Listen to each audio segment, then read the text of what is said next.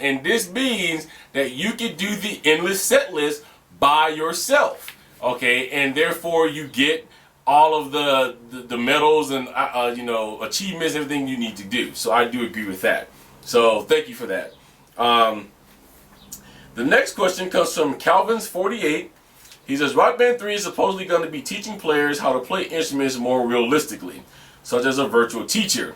I really want them to make their drum kit have symbols like the GH World Tour kit, but with mesh heads. Here's the first thing, Calvin's48. They started that in Rock Band 2 with the drum trainer. But I am going to emphasize this again. If you are serious about playing drums for real, please, please, please do not rely on a video game. Harmonix and the drum trainer and everything else did a wonderful job. But even with Harmonix being, a number of them being musicians, I'm sure that the drummers of some of these bands like John Drake, Prophet Main Drag will tell you the same thing, that nothing beats you actually going to a real teacher. Use the drum trainer to enhance what your teacher is training you to do, because I have went through the drum trainer and it is very accurate. Everything on there is up to par. As a drummer, I can't tell you that anything's wrong with the drum trainer, but I would not want to see you rely on the drum trainer as your 100% source of learning how to play the drums. There's still other techniques that you need to learn. There's probably proper verbiage that goes along with drumming. Like, a lot of people have no idea when I say on some of my play videos, when I say the only thing that's keeping me from ever seeing this song is I got to get the sticking down. People don't know what sticking means. Okay, so these are things that you get taught when you are actually learning from a teacher. However, to go on to your, so if they're having a virtual teacher, that's wonderful. Now, I'm not going to knock it because I don't know. I'm like you, I haven't seen it yet. If they're coming up with a virtual teacher, I'm just going to assume that with but everybody at Harmonix is about being a musician. At least 98% of the company, I think, maybe a little lower than that, but a ton of them are musicians that they'll do this correctly. So I have no problem with thinking that the virtual teacher would be bad. To have your cymbal kits, you want the cymbals mounted the GH World Tour kit, but with mesh heads. Okay, again, some people like the cymbals being mounted to the GH World Tour kit, and some people did not. Some people liked the fact that it was stationary. Some people did not. Some people liked the fact that, they didn't have to worry about where to put the cymbals. Other people did not. So I guess that's a toss-up. I guess Harmonix is going to have to decide what their public really is going to like. Do they want to come up with another kit that's going to have cymbals that's mounted and stationary? However, I do agree on this point. Whether the cymbals is mounted or not, I think that there should be something, if not on the kit itself, something in game that we can switch on and off that will allow us to flip our pads. So for instance, if we so choose that we want the yellow pad to be the hi-hat pad when we're doing, hi-hat beats like Run to the Hills, instead of the red, we can flip a switch and switch that. Okay, I've always said that, and I think that should happen. There are devices that is out there now that's been made that people's come up with that you can switch the pads around, but I think it'd be easier if it came from the game itself. The other thing is, so with the GH World Tour thing with the cymbals, it's a toss-up. We have to see what happens. You would like that, some other people would, but I guess it's going to have to come up to the majority of who would and who wouldn't. The other thing is, you would like it with mesh heads. Here's the number one question. Are you going to be willing to pay the price for mesh heads? That's what you have to come up with, especially if it's done correctly. If it's done correctly, we should have a decent shell on the drum, and the mesh head should be able to be replaced. So that means I should be able to take a drum key or an Allen wrench and loosen that head up, take the ring off, and replace my mesh head. Do you know how much a mesh head costs, though? If you do it right, depending on who manufactures the head, a head can cost you anywhere from $15 to $24. And that's just for the 8-inch head that you would get to put on this drum if they keep it at 8 inches. We're not even talking about if they decide to go 10, 12, and 14, which I don't think they would go that big.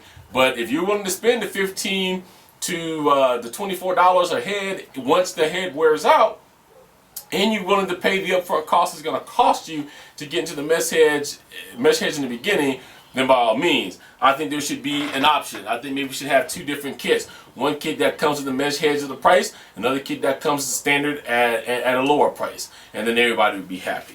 So Calvin's 48. Thank you for that question.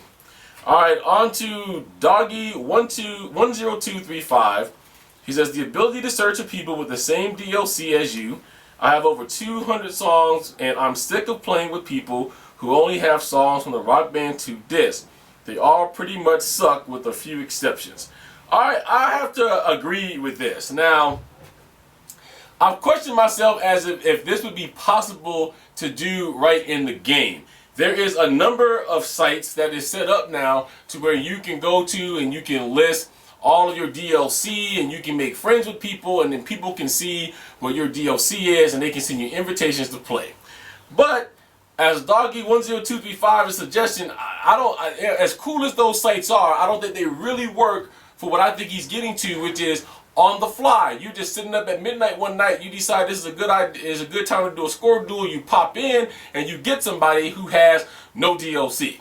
So you're sitting there and you're watching all of your songs go by in gray and you're like, this guy really has no DLC.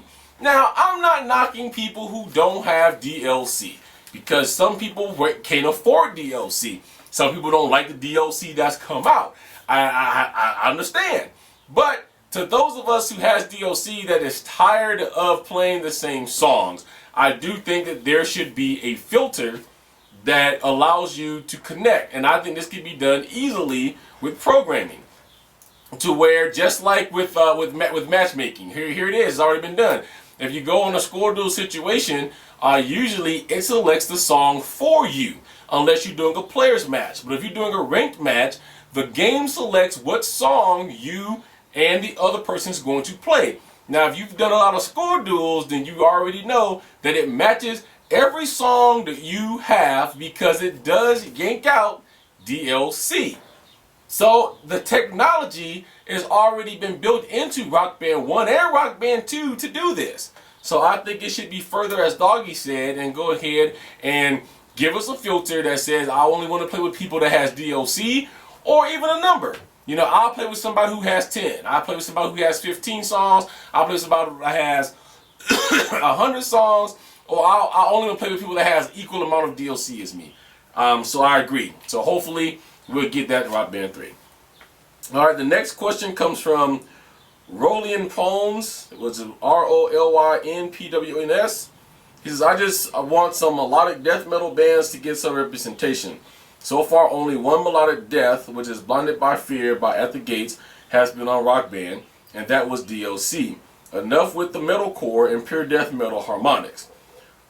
Well, here's what I think is going to happen. I think you're going to get more of your melodic death metal, but I don't know if it's going to all come by way of on-disc songs. I think you're going to be looking at the DOC situation for that, because I think a lot of this is going to get piped through RBN.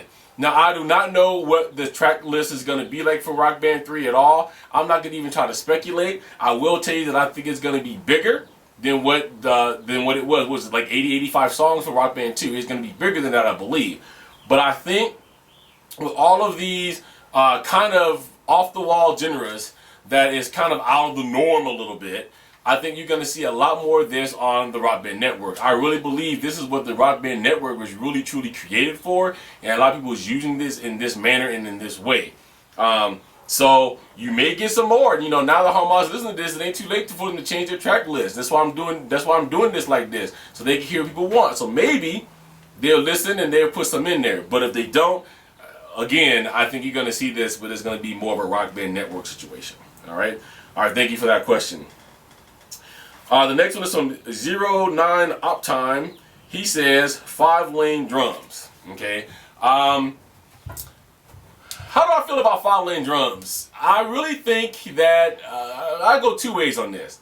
If you do 5-lane drums, and like a couple of questions back where they was asking about, you know, I want attached cymbals and all of this, you're not going to have a choice but to do either attached cymbals, or you're going to have to give us more pads, because if you have 5-lane drums, you have no option, in my opinion, but to make things stationary. In other words, your yellow pad is always going to be yellow, your red always red, your blue always blue, your green always green, and so on and so forth, like the GH World Tour kit is. Okay. So that's how come on their kit they have, you know, the symbol here is your hi-hat. You always have to hit that.